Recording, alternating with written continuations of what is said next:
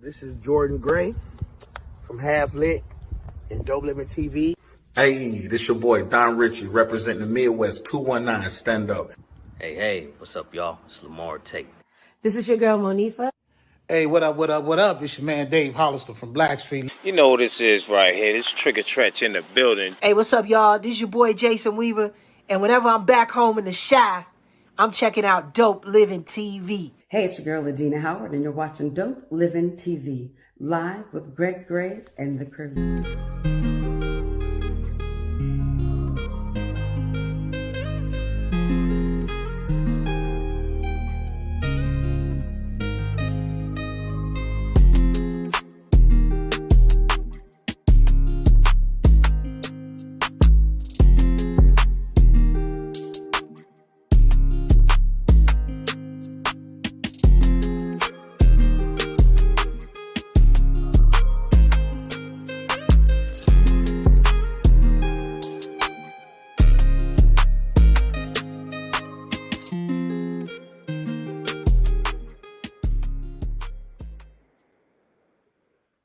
Hello, how are you? Hi, my name's Greg. What's yours? Won't you like to be my neighbor? Hey, this is Greg Gray. This is Dope Living TV Live. Look, the views that are expressed on this Dope Living TV Live are not necessarily the views of Dope Living TV or its affiliates. Man, we have a good show today. Now, I got to explain something, though. Got to explain something. Bobby Peoples, what's going on, brother? Can't wait, man. We have been celebrating the Peoples all month, and we promise you, Thursday, we're gonna blow the candles out with a man. Look, Thursday, last day we celebrating. It's gonna be nice. It's gonna be nice. Y'all need to come through. All right. The Peoples are always working as family. We love them. Hey man, we can't wait to see you guys on Thursday. What up, Jenny? Hey, what's happening? I'm chilling, man. I'm chilling. I am chilling too. Guess where I'm at? Where you at? I'm at the R&D Distributors. And I am here live on location at R&D Distributors. Yes, so in case you know what R&D Distributors is. Tell them. I know what it is. It's a discount store. So if you haven't been to R&D Distributors, Google it. It's going to come up. You're going to find just about anything you want for less. So go check it out. R&D Distributors. All right, R&D Distributors. What is Jeff saying? Wait, the intro, LMAO. What happened? Did the intro show? I don't know. I don't know. Jeff, you got to explain that one, all right? Moby, what's up? What's going on, family? I don't know what happened, Jeff. You didn't show the intro, did you? Yeah, we always show the intro. What's going on? She says, explain that. What's up, Marcy? Explain that. Explain that one. Marcy. Hey. I don't know. He was lagging. He said his phone was playing catch up. He was lagging. That's Jeff Rowe. Hey man, look, tonight on the show, man, we were supposed to have a great show. Gentlemen, I'm not gonna give his name. Well, y'all seen the promos, okay? His name is Rick Berry, and no, I'm joking. His name is Patrick Ken Berry. He's a mentor. He's his goal is to make sure that these young men have something to look forward to, create a different mindset for them to be productive citizens once they get out in the world. All right. Unfortunately, he's not here. I'm gonna take the blame for that. It's your fault. Yes, I'm gonna take the blame for that. It's your fault. I can do that. But we always got a backup plan here. Back it up. Our favorite subject. Not that we're experts, but we know some things. We know some things, you know. Jennifer, you could have started to know some things too. We know some things. We tried it out, okay? Oh, by the way, man, look, Bobby, Renee, y'all got to send me y'all sasses. Look, I need everybody to get into the dope living life, okay? Property up. Come on, y'all. 2013.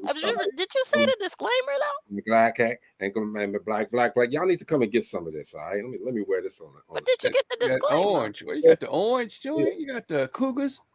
Got them all, man. Got them all. The Cougars color, blue and orange, huh?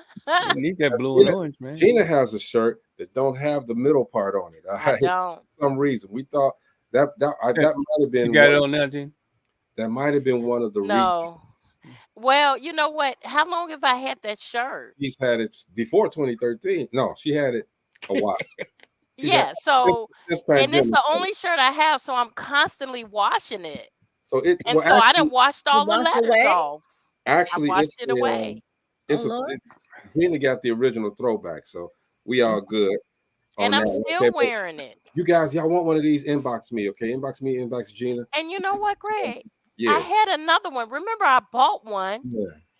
and it disappeared. Somebody took my shirt. Huh. This is a hot commodity. You know what I'm It's saying? a hot commodity. I Exactly. bought it. I never wore it, and So it just disappeared. It in disappeared. that now.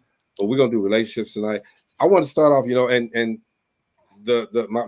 one of my co-hosts right now is Steven Speaks. Okay, he got a bunch of stuff going on. All right, so he always gets in here and tells us who's this somebody name that just popped up. I'm scared to even pop this up here. Somebody name. Wait I a minute, think who's that's our somebody name? guess. Yeah, How that you is put some? Oh, What's happening? Hold up. Somebody. You better oh, be glad because we was just getting ready to start something. Nah, man, job got crazy today. Okay. Well, welcome aboard, somebody. Somebody named somebody Ken. What's named up? What's Ken. up? What's up? Yeah, that's What's up, man? that's the company. So But I gotta now. Hold up. we was just getting ready to do some relationship because we always have a backup plan, okay? But And we got to do a Jeff Rell. Regroup, refocus, That's right. amazing, man. and Gotta- redirect. let me start this over right quick. So this gentleman here, he's a mentor. He's a philanthropist, number one, but he's a mentor as well. He has a direction for these young men, and I actually got a chance to witness it last weekend. He talks to these young men in a language that they understand, all right, and directs their minds differently to let them know that there's hope beyond what you see out here. And hopefully you can take this information and move it towards a different direction that's going to better yourselves. Okay, everybody, y'all welcome Mr. Patrick Ken Berry. Yay. He has a name. Somebody named Ken. Somebody named Ken is, I think that's your brand, right? Yeah, that's my brand, upcoming podcast, and the whole nine. Okay. Yes, sir. Catchy. So again, welcome to the show, man. We celebrating you today, your journey. Now, I got a chance to meet you. I think I met you some time ago, but I got a chance to meet you a couple of weeks ago. We talked a bit and said, hey, man, we really want to get to know who you are, your journey, and what you bring to these young men that are trying to get out there and do some different things, but they don't see the light. Tell us your journey. Wow. It depends on how far you want me to go back. And again, I apologize for being in the car. It was one of them crazy days at work, but I'm glad I could join you, all you dope people, you know what I'm saying, on Dope Living TV and everything. My journey. So I'll kind of cut to the chase. I was, I had, at one point in my life, I had this dream to be the president of a historically Black college. And so that journey, of course, took me into higher education, and I got an opportunity to get a scholarship and pursue a master's in higher education administration. And so, of course, you're doing all this research, you're reading all these documents, you're looking at all this data, and the data was just overwhelming as it relates to the achievement gap in Black boys. And so I kind of started this little tangent of somebody needs to do something, right?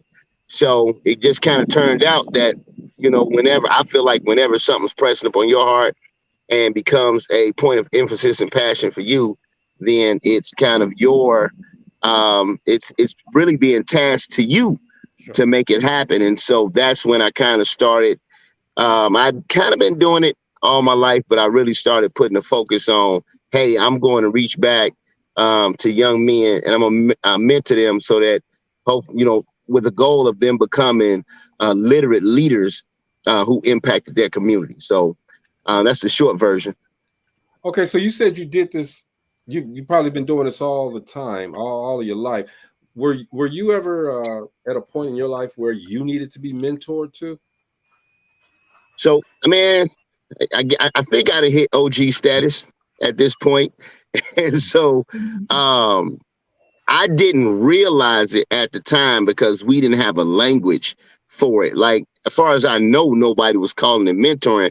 But you know, growing up, man, you just on the block, and the guy that lived three doors down from you will be like, "Hey, Ken, come here.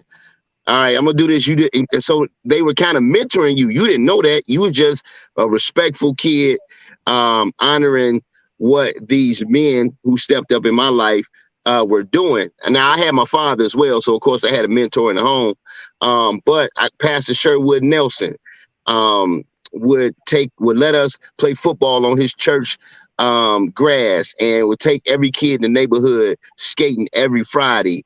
Hank, all us cats that went down to the local park and didn't make the baseball team, Hank got literally all of us rejects and made us a team. And I was on a travel baseball team at a time when I don't even know if it was a thing or whatever. We would go from community to community, challenging people. Gary Eugene Bender, Michael Bell. Like, I can name man after man after man who was just doing it. And my last couple mentors, when I was in my 19, early 20s, they were cats that just saw potential in me that I didn't see.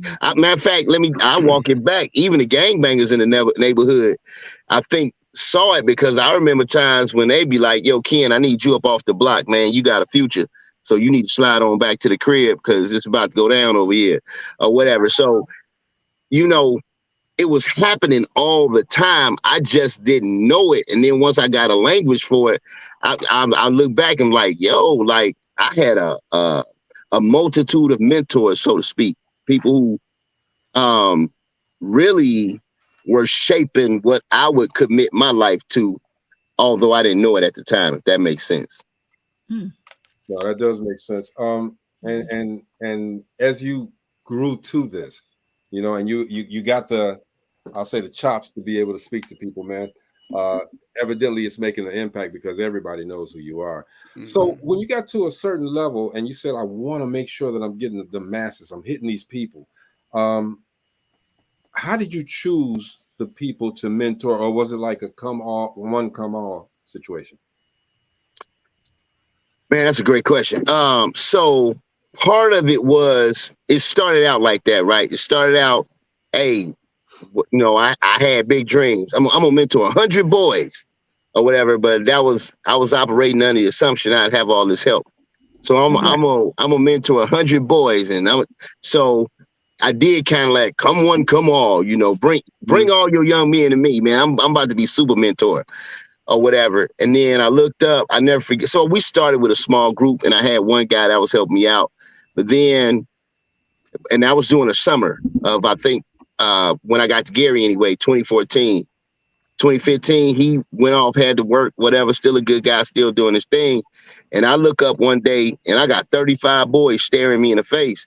And I had to tell myself the truth. I was like, I can't do this.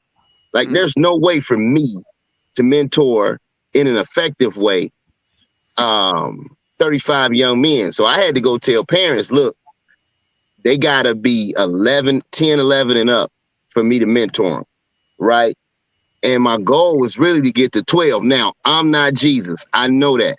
But I use Jesus as an example for a lot of things. And I'm like, he was God and he only rocked with 12.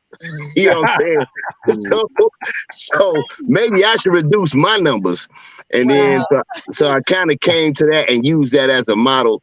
If I'm by myself, only about 12 at the max, right? And then if I got help, which I actually have now, we could accommodate more boys. And then it's not all contingent upon me, because when you are a mentor, your real number one job, your real number one priority is to keep showing up.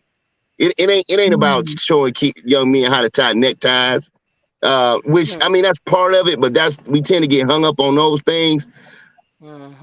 If anybody was to ask me why I made impact, I would tell them it's because I kept showing up.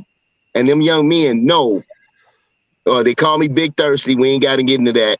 But the young men know Mr. Barry, Coach, whatever they call me, he's showing up.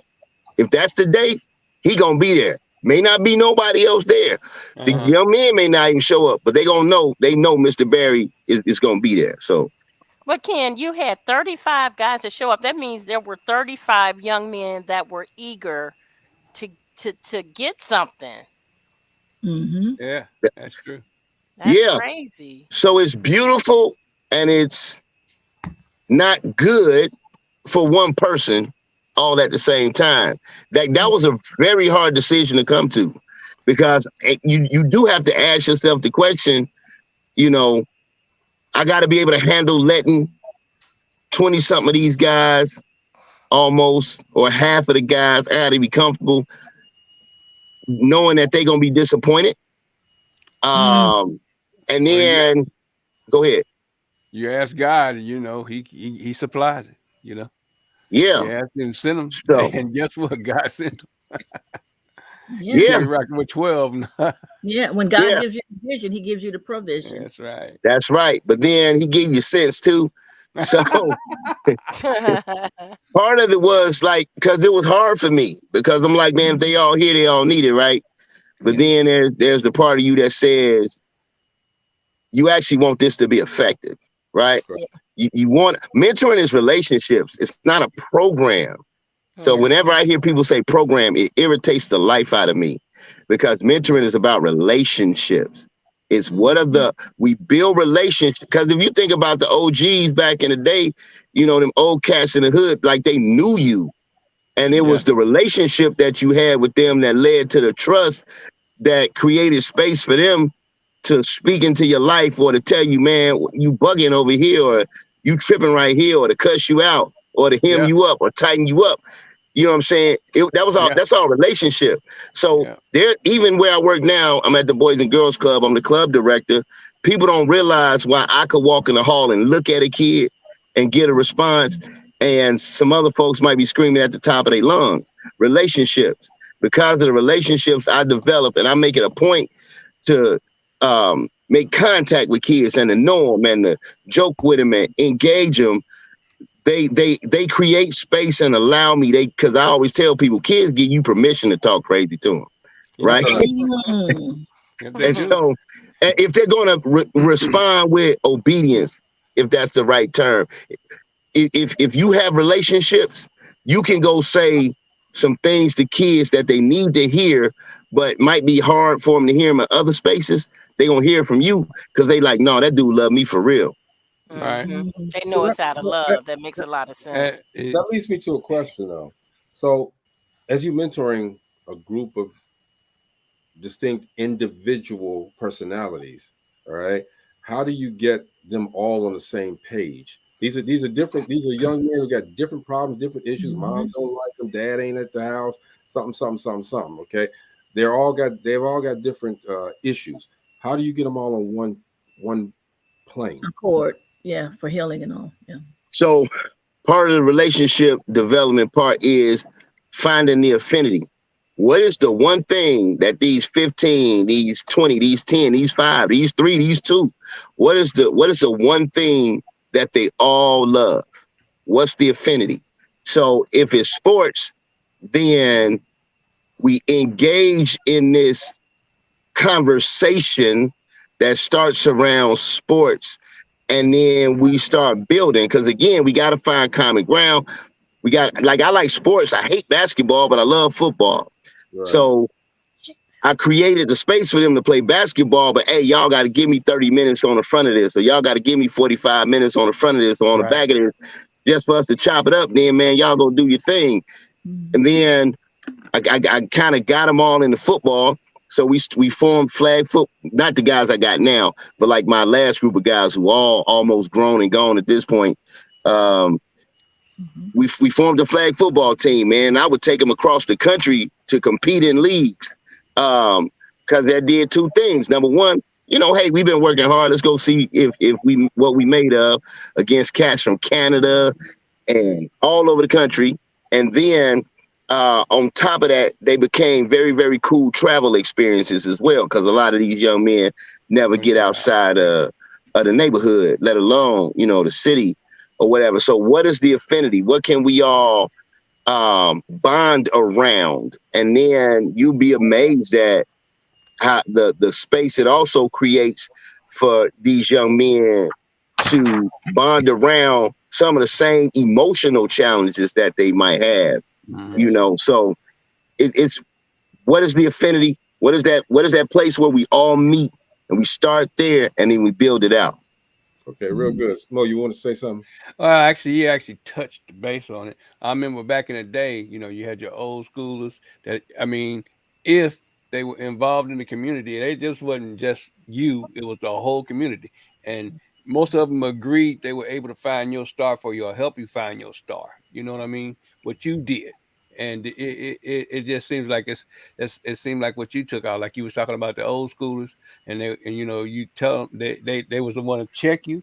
But they they also were the ones that told you, hey, this is what you need to be doing, boy. You should be running around here doing that, you know, whatever it may have been. They was able to check you without all the static that, you know, these kids get these old schools now. No, man, and I hate that I feel like sometimes that's just gone, you know. But I know how it shaped me. It is. I mean, I'm on this podcast. I'm on this TV show right now because of that. You feel me? If it hadn't have been for that, we probably wouldn't even be sitting here talking. Yeah, I mean, it is. I mean, I think a generation went selfish on us, and then we had 100%. A epidemic that hit in between the generations that caused this, you know, void in the middle where you know, you had somebody not helping you get directed. So it was a big void for a minute, and as a whole generation got lost in that void. But we got my man filling that void, actually, all right, which is very much needed. Marcella, you had a question? Yes. What's the most important lesson that you've learned since doing this? Take care of me. If I'm no good from a health standpoint, if I'm not making sure I'm mentally sharp and caring for myself mentally, physically, spiritually, emotionally, I don't have nothing to give these young men. Right? I never forget a sister walked up to me, because back in my previous life, I was a youth pastor for a little while. And she like, boy, you know, you're pouring out. And then she asked me this question, but who's feeding you? And unfortunately, I heard her, but I ain't take no action. You know what I'm saying? So I hit a place of burnout, and that's when I figured it out.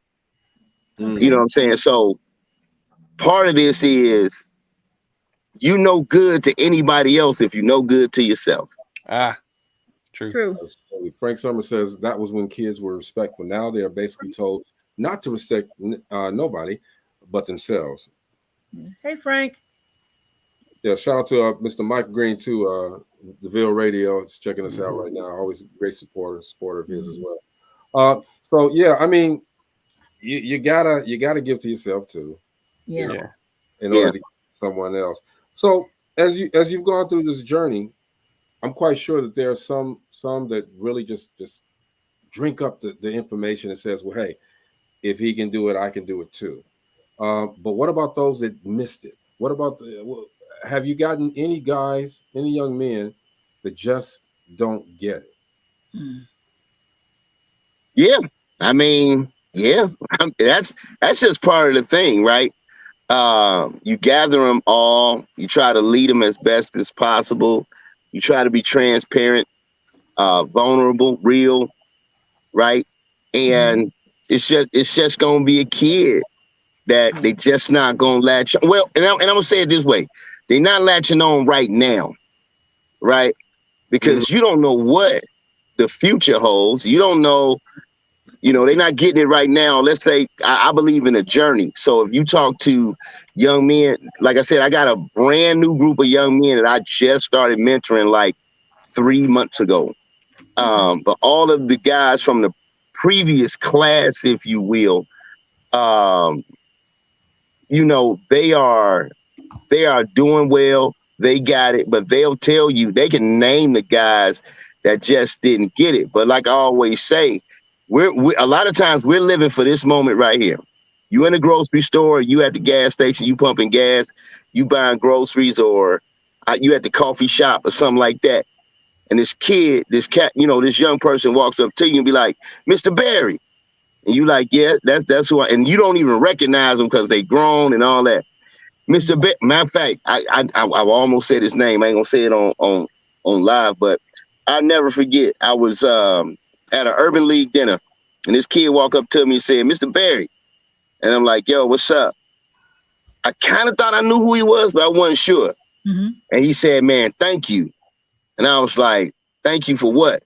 He said, man, I know you don't think I was listening, but a lot of decisions I've made in my life yesterday came from the first time we met. And the first time me and the dude met, after we talked, and I remembered, he walked up, looked me in my face, and told me he didn't want to be in my mentoring program. He said, but it threw him off because I walked up close to him, and he was like taller than me and everything. And I walked up on him and said, boy, I love you. And anytime you want to come join us, you welcome. Open arms, the whole nine. He came back, spent about 3-4 weeks with us. Then I never even saw the kid again. And he walked up and said, man, he thanked me. So he didn't get it in the moment, but life got a way of bringing lessons back to you. Yeah, you planted the seed in them. That's it. And one plants the seed, another waters, God gives the increase, right? Yes, you don't know which one you are. Yep. You never know which one you are. You don't know if you're planting water or the vehicle by which God gives the increase. So the job is to just do the job, right? Yep. I'm gonna let this boy know I love him, and there's nothing he can do to run me off. Ain't nothing he can do about it. I love you. Ain't nothing you can do about it. But our young people, that's not their life experience. Right. No. Whether it's in school, man, I don't know if y'all been in some of these schools and heard how some of these people, I worked in one. Faculty and staff talk to these kids, and you just like, are you serious? You ain't even treating that kid like they're a human being. I ain't saying you gotta be soft. I'm a Generation Xer. I'm old school. And I'm like, man, ain't nobody got time for this soft stuff. But I'm gonna treat every person with dignity. Yes. And that includes kids. You don't know their story. And I did work in a high school for a couple of years. And like you said, some of these teachers and facilitators just talked any type of way. And I'm like, hold up. Do you know their story? Do you know what they're coming from? And that was one of my pet peeves, because I would sit down with some of the students and say, come here, let's talk.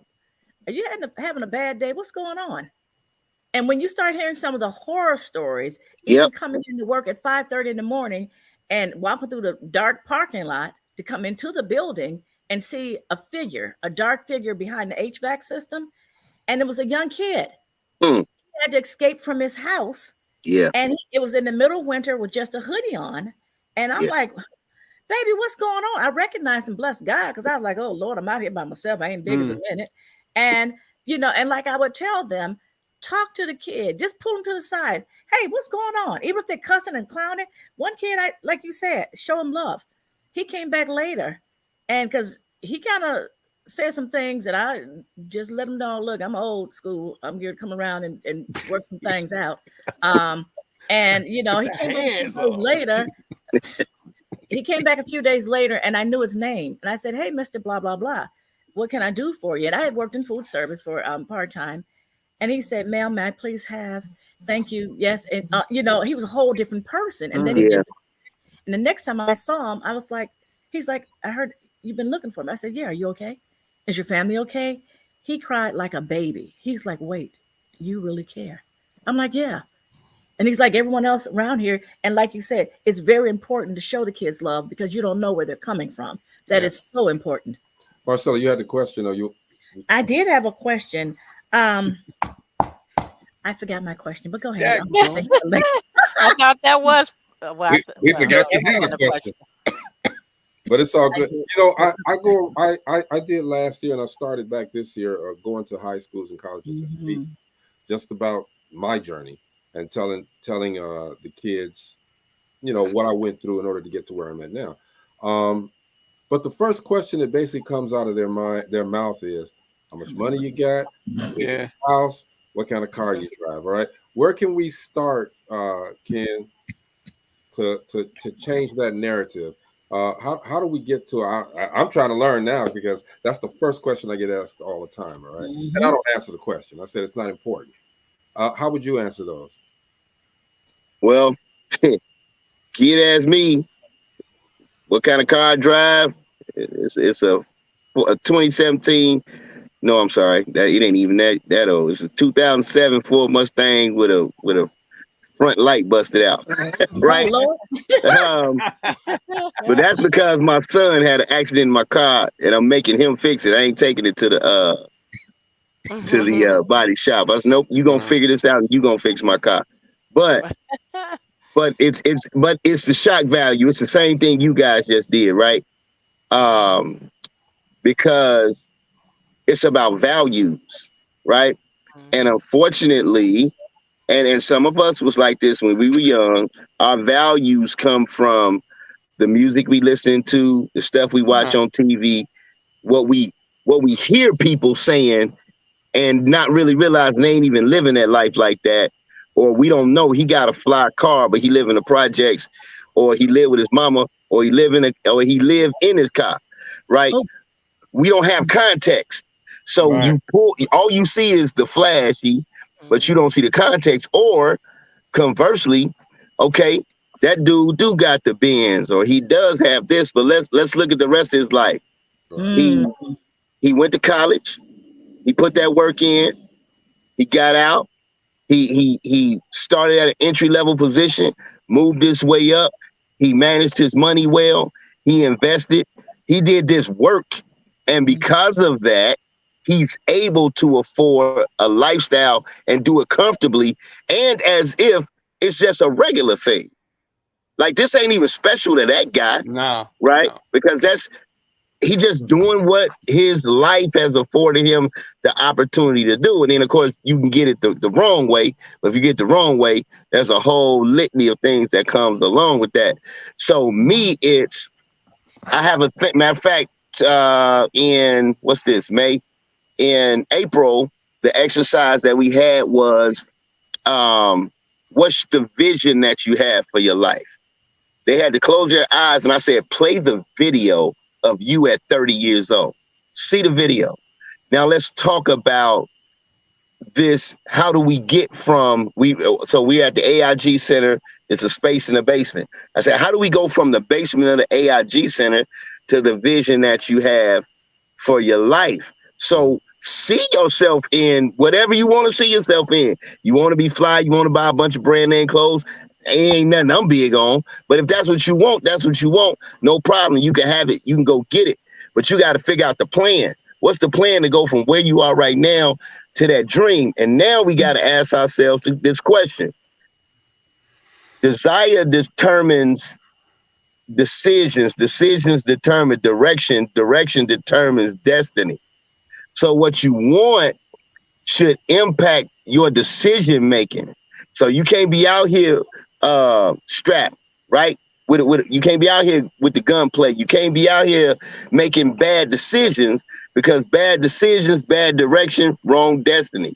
Good decisions, right direction, right destiny.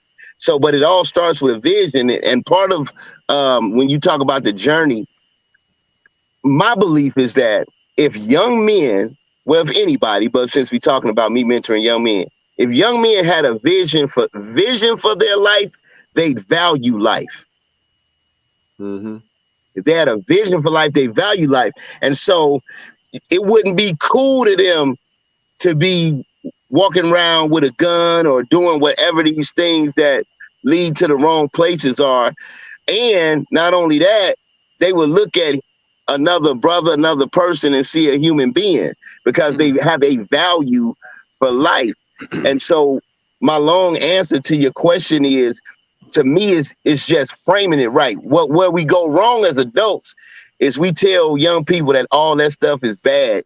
I'm the least materialistic person you're gonna meet on the planet, but I don't crush nobody if they like brand names. I'm just like, let's lean into that. How do we acquire these things in the right way? What's the work we got to put in for you to do everything you want to do? You want the clothes, you want the shoes, you want the cars, you want the jewels, all that. How we gonna get it? Because more than likely, you're not gonna be a rapper. You don't even play high school basketball, so you're not going to the NBA or whatever. So, but what is the pathway to that? And then we lean into those conversations. Absolutely. Mo, you got a question? Question.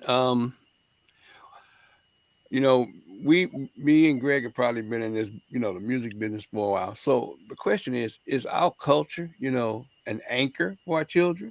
And is that what's not making us see the full picture into the future? Man. So that's a loaded question. So the answer is yes, but sometimes it's the wrong way. But in a lot of, I think what happens is when it comes to our culture, we get exposed to just one side of it, or a few elements of our culture that most of us sometimes wouldn't even celebrate, but it's celebrated by the masses. Right, the mainstream. Right. Yeah. Mm-hmm. As opposed to all of these other beautiful, rich things about the culture. And you know, when I was growing up, like it was important that you knew your heritage, your culture, your background, all the beauty that came along with being Black, all of the Black folks that came before you, and all these different diversity of careers and all of that. So it was always in front of you. And again, when we talk about what we lost, somewhere along the line was passing that on. At the Boise Girls Club, I was talking to my education coordinator, and she said, this summer we teach in Spanish. I said, no, we not. We teach in Swahili. And she said, what? I said, these kids need their culture. Like, this is a executive privilege moment where I'm telling you, you're not doing that. You're going to do what I tell you to do. And I wasn't on that, but I was just like, I just wanted her to know this was non-negotiable. We're going to learn Swahili, right? We're going to learn something that resonates with our culture. And this is an African-American young lady, probably 25 or 26. And she said, I don't even know what that is. Wow. And I'm sitting here like, oh, so I actually got to teach y'all culture at 25, 26, 27, so that you could pass on these cultural things. So our culture does shape everything. It shaped me, probably shaped some of the folks on this phone call. It's a little bit more difficult these days because kids, you start talking our culture, and then it's almost like they just look at you like you from outer space. Yeah. That's crazy, right? Hey, Frank says a lot feel like they don't have to work for it. They just want to take the easy way out. And Rob says, work plus worth divided by time will equal success. And Ella says, or they'll beg the parents. Frank says, you can't teach what you don't know. Marcella, you had a question. I do. For your mentoring class, can you kind of explain that? Is that like a 3-month course of class, or is it ongoing? Because you said some have moved on and now you have a new one. And do you teach the older ones to mentor the younger ones? So, yep. So to answer your first question, man, once you're in, you're in. It ain't no getting out of this. You don't get jumped out. You don't fall out. It's called MOVE, Men of Vision and Excellence. Is the Men of Vision and Excellence is the acronym. I actually got it from one of my mentors who was a pastor. And when you joined his church as a man, he would tell you, if you don't plan on being a man of action, you need to leave this church. Right. That's how serious he was. So this is one of my mentors. So I used an acronym he came up with, Men of Vision and Excellence. And it's once you're in, you're in. Right. And the whole goal, one of the driving forces is we want to mentor boys who become mentors. Okay. Right. So I have a couple young men who have turned 18, 19. So they're not really aged out. They living life now, right? They're living their lives at 18 and 19 years old. They don't really have time to be hanging out with Miss Barry on a Saturday morning. You know what I'm saying? They probably sleep because last night they was out skating or whatever it is they were doing. But I do have two that came and helped me coach teams before. I got a couple who have said, hey, if we're free, we will come by and participate as a mentor. So you never really get out. The deal is what we don't really understand, and maybe this is why a lot of people don't do it. When you decide to be a mentor, it's not a program. It don't last 8 weeks. It lasts a lifetime. Yeah. So you either, when you sign up, you signed up. Midnight calls, come get me out of trouble. Yep. One of the guys that mentors with me, you know, he had to go get him out of a few jams. Or, you know, one of his mentees out of a few jams. When you sign up for this, man, it's like a lifetime situation. Hey, Francis Resto asked the question: how many men on this panel live in the household with their children? Just curious. I'll start that off. My son is 28, so no, I don't live in the household with him. But when he was young, I was in the household with him all the time. Okay, when his mother and I split, I was always there for him. I would pick him up. She allowed me to pick him up and bring him home. And I spent the majority of the time, especially being in the occupation that I was in, I was able to devote that time to my son. So yes, I was there with my son. What about you, Mo? Yes, about the same, you know, once they got grown.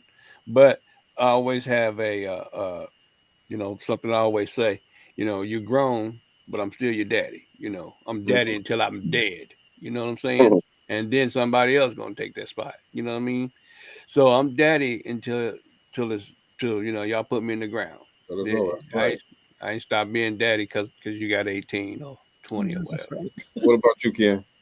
Oh, for sure. So I'm kind of in a similar situation. I got two adult sons, got their own lives and own careers, and then I got three at home with. Well, I'm sorry, I got a 22-year-old daughter who's about to get married next year, and then my 19-year-old and my 14-year-old, of course, still live at home. So, yeah. I hope that answered your question, Francis. Gina, you had a question. Yes.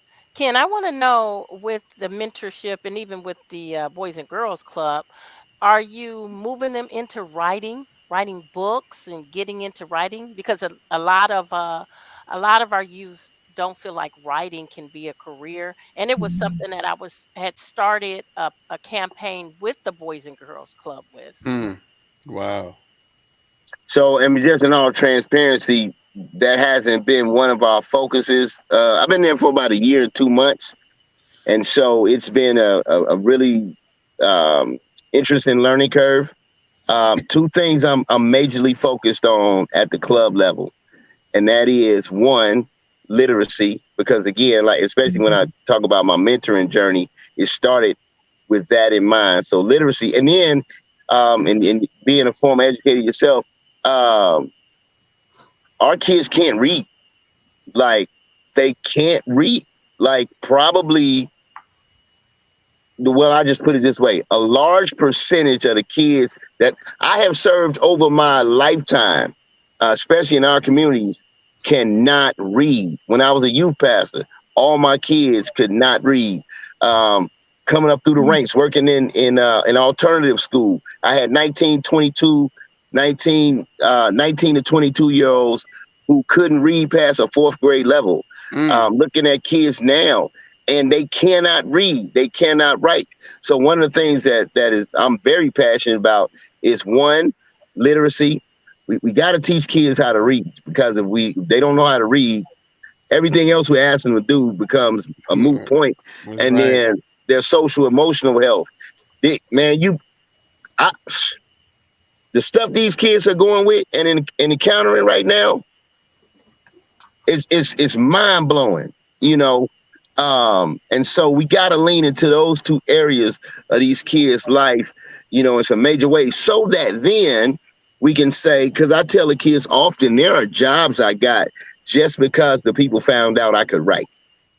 I've been very, very successful in grant writing, but my family is kind of a family of writers, so I kind of got a cheat code, so to speak. But writing has opened up so many doors for me. I'm editing, or I'm reworking a book that I wrote several years ago called "It Takes a Man." It's a book about all of the mentors that impacted my life. So each chapter is about one mentor I had and what they taught me.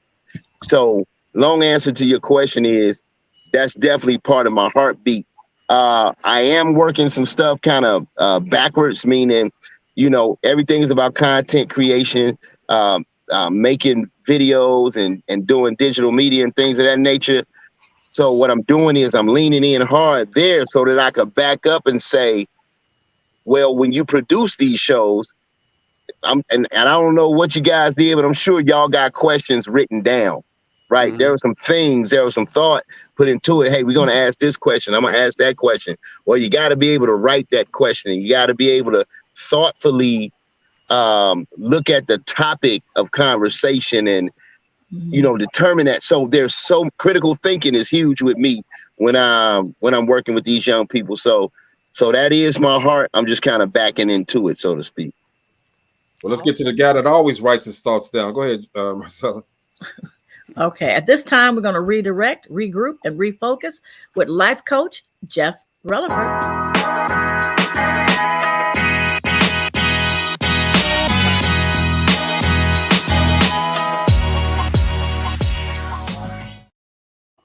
Life coach Jeff coming to you with another 1 minute thought.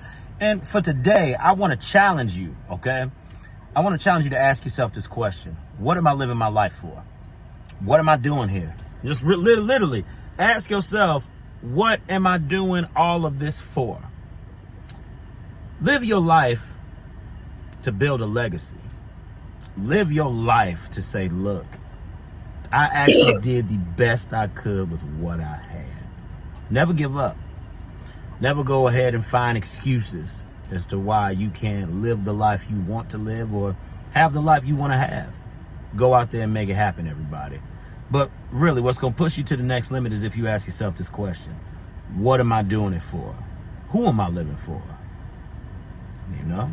So just take the time to build something. Build a legacy and be happy doing it. Remember, this life coach Jeff with the 1 minute thought. Redirect, regroup, refocus. I love y'all. Peace out.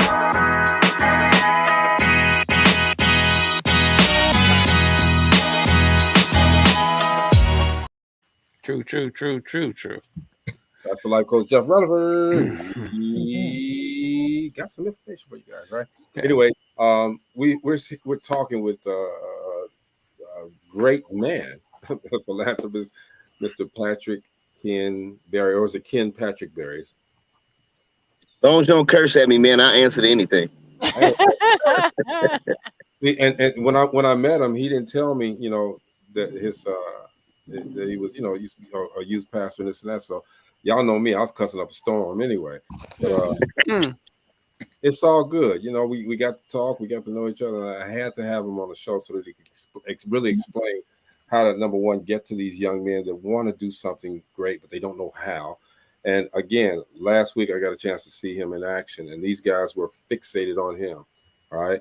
And he also had a junior, I'll call it a junior mentee that was there, helping them out. Shout out to my man. Was it Will, right? Will. Yep. Will was there. Marcus as well. Shout out to those guys, man. And they got stories to tell too. So more than likely they'll be here. Is the podcast tied to the mentorship? What's that? No, not really. I actually got to start the thing. But no, it was just, so the podcast is the Somebody Named Ken podcast, where I talk to anybody because everybody's somebody to God and to me. Right. So I find inspiration when I talk to just, you know, that person you just randomly met. We don't have time on here, but like a person I randomly met changed the course of my life. One day on 79th and Ashland on a bus stop. And that kind of led just all of my life.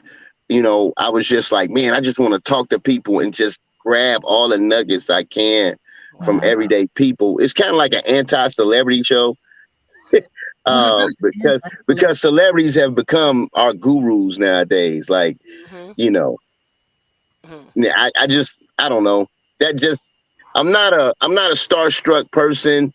I would rather talk to y'all. I would rather sit up and have a cup of coffee with the folks on this call and just hear your stories and hear about your lives and see what I could glean that makes me better because I had that, whether that was that one conversation or we got to know each other and we say, hey, we gonna meet for coffee every week. Like, it's the people whose name may never get mentioned in lights that I've always gotten more from than celebrities. So I said, man, well, it would be cool to kind of do a show where I literally talk to anybody that wanted to be on the show. Come on, let's have a conversation and share your story. Absolutely. Let's get these couple of questions in here. Gina, you had your question already, right? Okay, Mo. Well, I mean, going back to what we were talking about earlier when you were talking about the reading thing, is that a public school failure? I mean, because I can remember when we went to school, the teachers actually seemed like they cared about you learning to read. Man, that is a long conversation right there. I think it's a failure on levels. I think the public schools definitely. When we went away from, I remember listening to a radio show, and they were saying their take on everything, and they had some data to prove it. But schools stopped teaching phonics so they could sell more books. God, and it became a book hustle, right? It became a sell the textbooks kind of hustle or whatever. I think that was a work one. I remember a teacher telling me and my wife, I sent these words home. Don't sound them out. They're sight words. I said we don't do sight words in my house. Right. We read, we decode. You know what I'm saying? Like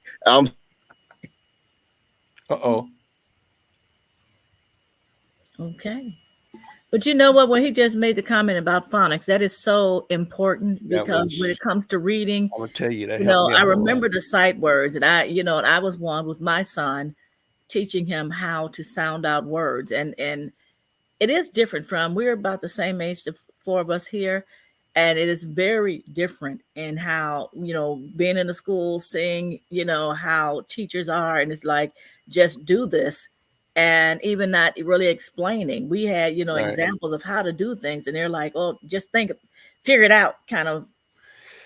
Yeah, they collecting that paycheck and teaching them how to take a test now. So, I mean, it's a shame that they're monetizing the school system now because he's absolutely right.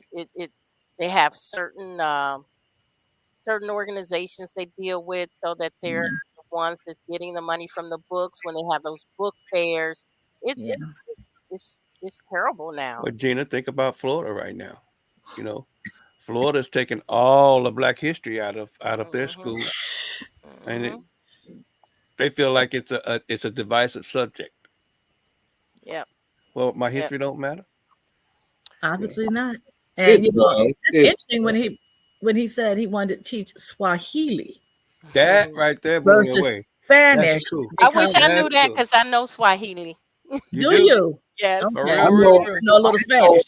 Gina, I actually know a girl named Swahili. Well, you should have sent her over there too. What's your name, girl? Swahili. Gina, how did you learn Swahili? Why you know what? When we were growing up, some friends of mine that lived across the street knew it, and they taught it to us as kids, and we were I just thought it was pretty cool. I didn't know it was. They were teaching me something that was important. Something Swahili. Let's see. Great. Why you put me on the spot? I don't think it goes that way. What's eso Amne? What's your name? Marcella. Yep. That's Pig. Hey, Patrick said his phone overheated. Okay, but we're gonna close out anyway, Patrick. Okay. Look, it was awesome having him on. Yeah. Great conversation with this guy here. Okay, Mr. Patrick Ken Berry. Hopefully we'll get him back on again to talk about some other things because he has a lot more. It's a lot more that he's doing. All right. But hey, man, guys, tomorrow y'all come check us out. All right, we're doing another live. We're going to be at Brown Skin Coffee, Tea, and 25th. 25th. What is it? 2511? something like that. Right behind Walgreens, I think, isn't it? Off 25th and Walgreens. Grant. Yep. Country In Market. Gary. We're going to be in Gary. All right. First of all, everybody don't know where that might place. be 2911, but you can't miss it. But you need to go. I'm gonna put a little promo or something out. But we're going to be there tomorrow. Hopefully, we can meet Mr. Patrick. You guys can meet. We're going to be at Brown Skin Coffee, Wine, and Tea tomorrow, doing a live remote there. Just hanging out, and supporting everything that this beautiful place. Beautiful place. The ambiance is it'll take you away. I mean, you just want to kick your shoes off when you're in there. Yeah. Don't kick your shoes off, please, Greg. Don't you do it. Don't you do it. Oh, Greg, don't do it. Get manicures and pedicures. What are you talking about? Listen, Ken, when you get ready for that mentorship with writing, you let me know, because that was something I was really pushing with the Boys and Girls Club. I think it's needed. I even volunteered to do reading circles, but come on over and talk to me. We ain't gotta wait. Let's make it happen. I think it's needed. If they're not learning it in school, they can learn it there. Come on. Hey, Ken, try to make it there tomorrow and hang out with the crew. 7 o'clock, sir. 7 p.m. 7 o'clock p.m. Central. I can make that happen. Come on, Frank. Y'all come out now. I'll be there. Tanisha, okay, I know. Ken, I need know to talk to you there. tomorrow too. We okay, I'll be there. Some fun tech that could probably help you out with the reading and the writing is the speech to text that's on Windows. Actually, we got to get out of here in a second, bro. Okay, I'm sorry. I'm just saying that little piece of tech will help you out. I mean, if they seeing what they're saying, then they understand it, and that helps them with the words. You know what I'm saying? I like that. All right.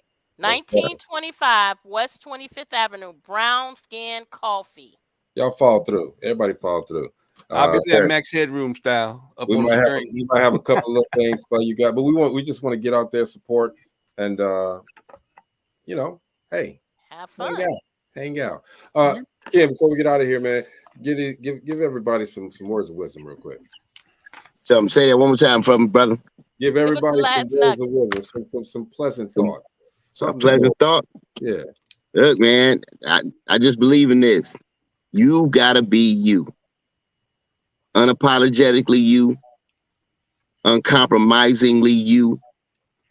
The best thing you could ever rock is you.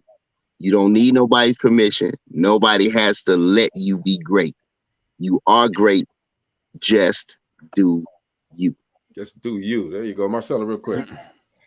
Before you judge a book by its cover, try to find out what is the root of that, of what's going on with someone. Please stop judging people for who you think they are. You never know. Peel back the layers. Cool. Mo. Man, I'm gonna tell you, like I used to tell some of the guys I used to mentor, look, I'm not asking for nothing but you to pass knowledge on. That is the power. That is the key. That's all I want you to do. I'm not asking for no $1 million, even if you made $1 million.